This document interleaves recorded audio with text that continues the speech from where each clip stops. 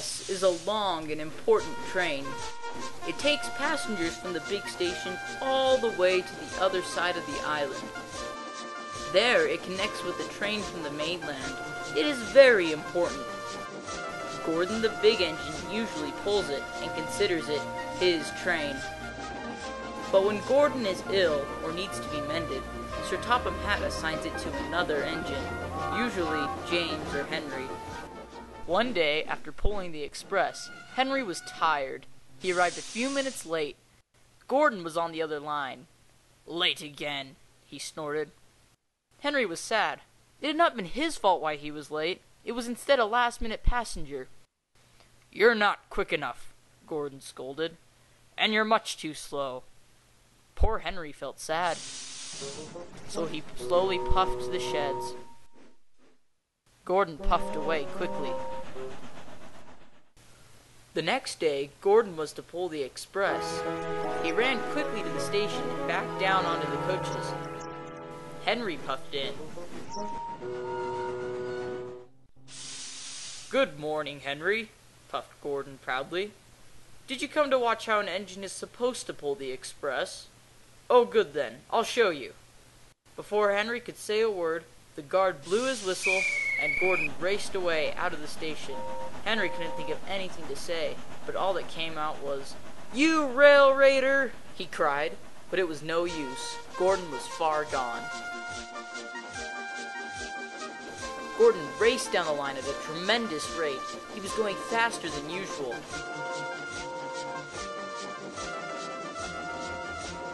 "I'll show Henry," he thought to himself. But Henry was taking a train of cattle to the farm. He didn't care about Gordon or what he thought right now. Gordon still rocketed along the line. "Come on, come on, come on," he huffed to the coaches. The train was flying down the line so fast that it was making the ride very bumpy for the passengers. People were constantly being bounced up and down and side to side. People who were having a drink in the dining coach were having a hard time not spilling. Nevertheless, Gordon kept going. He rocketed past James and flew by Oliver and Mavis. "Look at me," Gordon chuffed. "I'm the fastest and most reliable engine on Sodor." But the passengers didn't agree. They were complaining to the guard and anyone else they could blame. It was a horrible mess. Gordon chuffed on his way. He passed over bridges and went through tunnels. Finally, the journey was almost over. Then Gordon ran right into Knapford Station. He slammed on the brakes hard, and all the passengers had a big bump to top off all their anger. The other engines at Knapford Station were cross. They gave Gordon a disapproving stare. Gordon didn't care, though. He thought he was too important. As the injured and angry passengers got out of the coaches, Gordon puffed back to the sheds.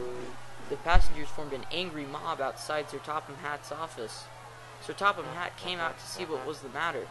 The angry passengers told Sir Topham Hatt about how reckless Gordon was being. Sir Topham Hatt was now very cross and promised to pay for any damages. Henry had just finished delivering cattle to the farm when he came to take away the empty coaches. "Leave these coaches, please, Henry," said Sir Topham Hatt. "I need you to take me to the sheds."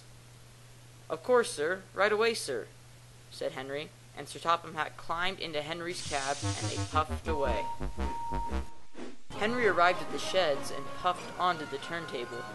Sir Topham Hatt got out and walked over to Gordon.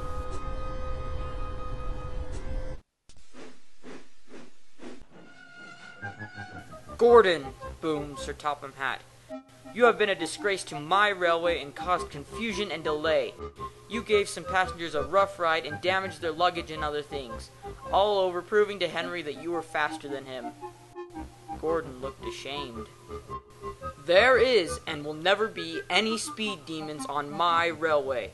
For this incident, Henry will be taking the express for some time, while you shunt trucks and do odd jobs around the yard, all to teach you a lesson." Gordon moaned crossly. "If there's anything you should have learned today," said Sir Topham Hatt, "speed demons are a nuisance. Don't be quick," he boomed sternly, and walked away. Gordon didn't talk for the rest of the night.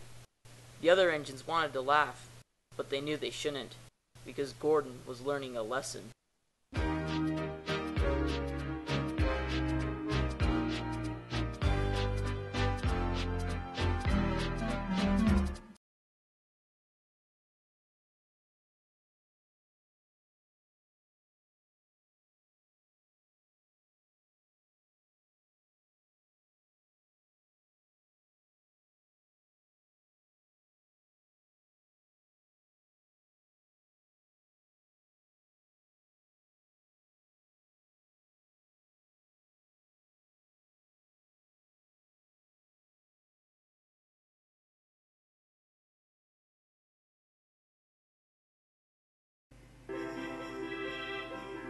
Next time on Thomas and Friends.